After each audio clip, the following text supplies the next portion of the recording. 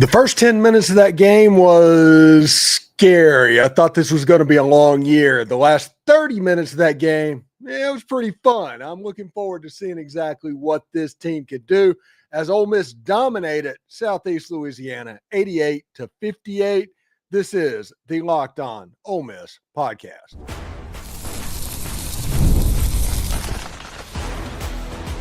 You are Locked On Ole Miss, your daily podcast on the Ole Miss Rebels. Part of the Locked On Podcast Network, your team every day.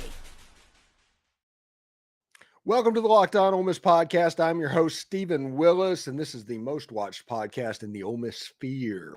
I'm a 10-year veteran member of the national media with Yahoo Sports and a former Ole Miss staff member on the football side of things as well. On today's show, we're going to talk about the season opening win by Ole Miss over Southeast Louisiana, 88-58. We'll discuss three players that really stood out in this ball game, what kind of scared us over the course of this ball game, and what exactly is our plans for basketball moving forward at Locked On Ole Miss. We'll tell you all about that as well. Remember, we're free and available on all the podcast apps and on YouTube. Thank you again for making Locked On Ole Miss your first listen every day, and a special hello to the insiders and everydayers who make the show what it is. Today's episode is brought to you by Game Time. Download the Game Time app, create an account, and use the code LOCKEDONCollege for $20 off your first purchase. With Florida coming into town in a couple of weeks, that atmosphere is sure to be absolutely nuts.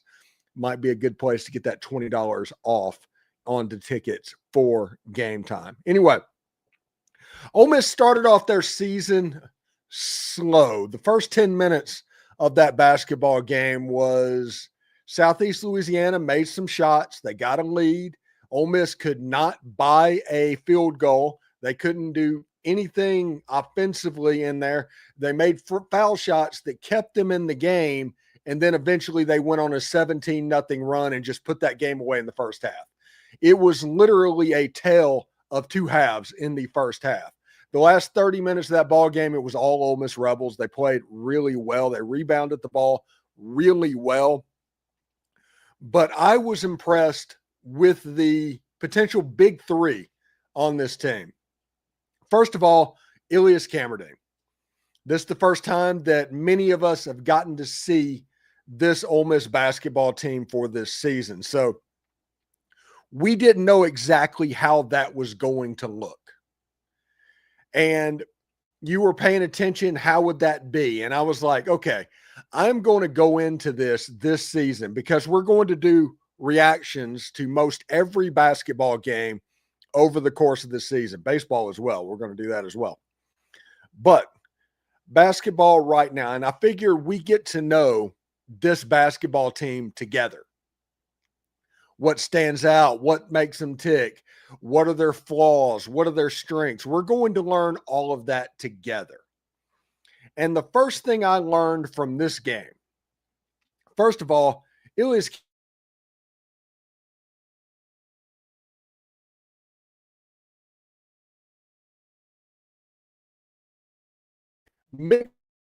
Summers and somebody else on the two guard. Ilias Kamardine looks like a pro out there playing basketball. And that is going to help the interior. That's going to help the other shooters on the arc. It's a really good situation. I'm interested to see exactly what he looks like moving forward. And it looks like Ole Miss has gotten the Wisconsin version of A.J. Storr as opposed to the Kansas version. He ended up scoring 18 points tonight. He was 1 3-pointer away from his career high. Kamardine had 13, by the way. Forgot about that. But A.J. Storr looks smooth, and he was kind of a little bit of getting the ball rolling for this basketball team. A good A.J. Storr with Ilias Kamardine and Malik Dia, you're kind of cooking with gas at this point. And the third player is Malik Dia.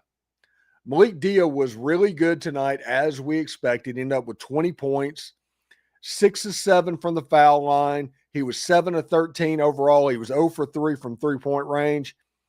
4 rebounds, couple an assist, couple of turnovers. His plus minus was 21 points. This is one thing that I look at.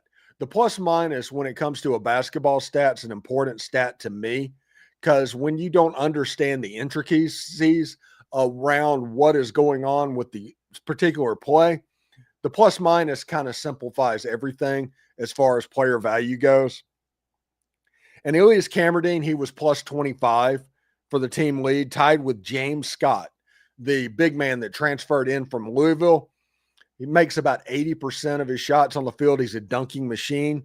He only had 6 points. I think they were all dunks, but he ended up with 9 rebounds, plus 25. AJ Storrs was plus 21. Malik Dia was plus 21. Everybody else dropped that off a little bit. But those 4 players are definitely 4 players to watch in this basketball team.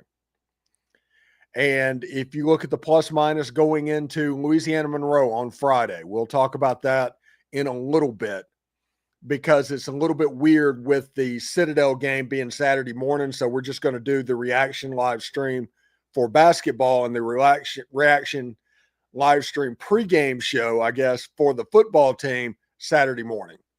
We're going to do those together instead of doing one at 10 o'clock at night and then one at 8 o'clock in the morning, something like that. We're going to just do one live stream. But this basketball team in the first part, man, they just felt like they were pressing so much. And whenever they were doing that, they just couldn't seem to buy a bucket. They were kind of like Gossamer from Looney Tunes. You remember Gossamer, I love him and squeeze him and call him George, the thing that they did with Bugs Bunny? That's just basically symbolizing loving too much, wanting it too much, which is absolutely a thing. And Ole Miss, starting out early in the game, they just seemed to want things too much. And they had to settle down. Once they settled down, everything was a whole lot easier. You saw the confidence rise up and all of that. All right.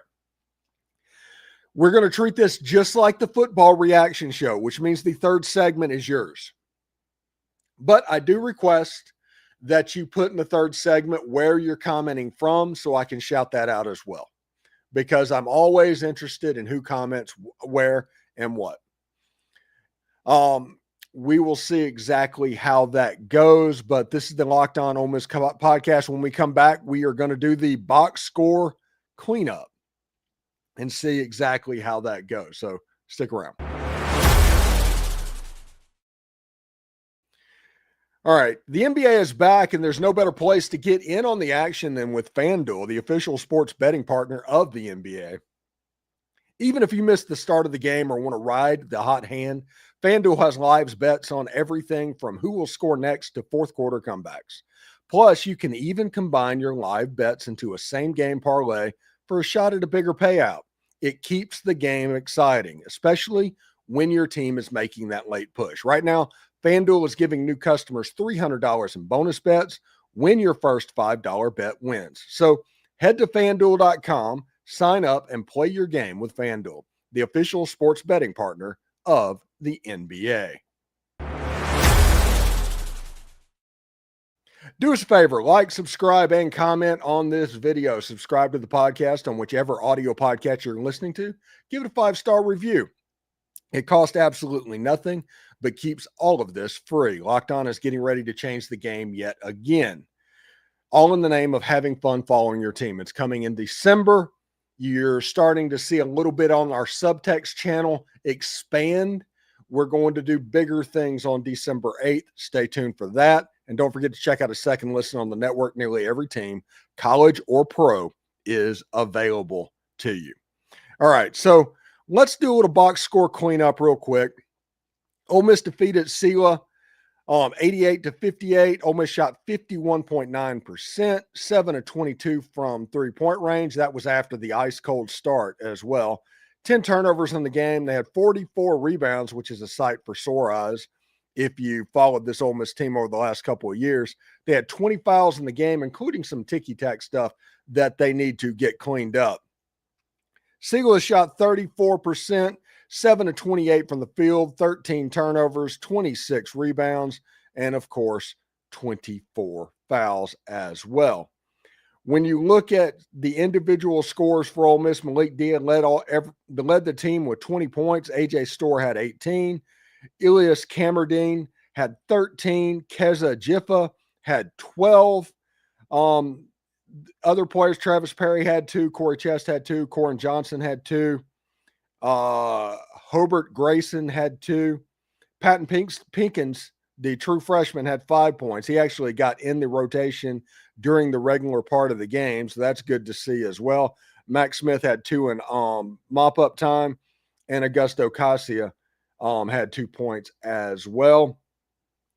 Ole Miss had 34 points in the paint, 29 points off the bench, 13 points off of turnovers, 10 second chance points, and 12 offensive rebounds, and 14 fast break points. It was pretty interesting. 4 dunks in the game for the Ole Miss Rebels. This is a team that looks like they're going to be what we thought they were. They didn't start off very quick. I mean, they spent the first 10 minutes sputtering, but this is an opening game. You heard Chris Beard talk about this being an opening game and how important it was to kind of settle down, because all opening games are sloppy. You're going to get better as the season goes along, and Ole Miss got better as this game went along. So I was pretty impressed about the recovery of this Ole Miss basketball team. And once they put it in gear, they really put it in gear. And honestly, Ilias Kamardine, he's one of the best passers of the basketball I've seen in an Ole Miss uniform. His no-look pass from beyond the three-point line to a cutting runner, hitting a guy directly in stride, was absolutely a thing of beauty. It was amazing. It was something you just look at and you go, ooh, that's different. So Ilias Kamardine's going to be a star for Ole Miss this year. I genuinely believe that. And if you get the version of A.J. Storr that was at Wisconsin, you're going to be able to do some things too. Travis Perry, he played well. He just couldn't make shots tonight for whatever reason. They're going to fall. They are. He's too good of a shooter for them not to fall. So I'm not worried about anybody at this point. I am a little bit worried about slow starts, because now that's 2 straight games, because they started slow in the exhibition as well. So we'll see exactly what happens against Louisiana Monroe and if they can correct that. If they can, sky's the limit for this team. There's talent. You can see it. It's absolutely everywhere. Corey Chest bringing the ball up the court. Malik Dia playing basically point guard from time to time. Right. There's versatility, and you want to talk about every defensive player assignment just kind of working.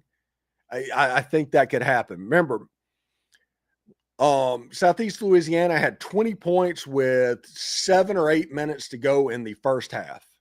They had 20 points. They finished with 58. That means they scored 38 points for the remainder of the game. That's pretty good to see as well. All right. When we come back, it's going to be your comments, all your comments. And we're going to find out what's going on while we spend the last few minutes and kind of explain how this basketball reaction thing is going to work. I will let you know all that as well right after this. All right, college football is back. I could not be more excited. The tailgates, the rivalries, the energy in the stands. There's just nothing quite like it. But let's be real. Actually getting tickets can feel more like a battle than the game itself. Endless queues, hidden fees, prices jumping at checkout. That's why I use Game Time, the app that gives the advantage back to fans. It's the easiest way to score last-minute tickets at the best prices with no surprise fees. What you see is what you pay. I pulled up the Game Time app and just a couple of taps, click, amazing deals. Your favorite college football games for just like $25 per ticket. So take the guesswork out of buying college football tickets with Game Time. Download the Game Time app, create an account, and use code LOCKEDONCollege for $20 off your first purchase. This Florida game that's coming up in about a week and a half, it's a night game, 6 o'clock, ESPN, in Vaught-Hemingway Stadium. It might be a good idea to go in there and use Game Time and get that $20 off feature. Terms apply. Again, that's promo code LOCKEDONCOLLEGE for $20 off. Swipe, tap, ticket, go. Download Game Time today.